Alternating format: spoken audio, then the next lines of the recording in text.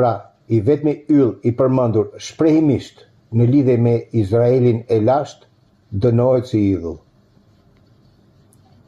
Studiuesit biblik që kanë studiuar gjuhët e lashta dhe arkeologjinë e kanë identifikuar këtë yll të Remfanit ose Kiunin në tekstin ebraik si referim për adhurimin e Saturnit, një hyjni pagane, simboli i të cilit në shumë kultura antike ishte një gjashtë këndor.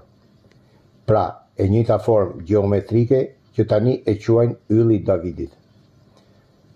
Pra, kujdes, ylli me 6 cepa, larg të qenit një simbol hyjnor i mbretit më të madh të Izraelit, Salamonit, është i lidhur drejt për drejt në shkrimet e shenjta me momentet më të errta të rebelimit të Izraelit kundër Zotit.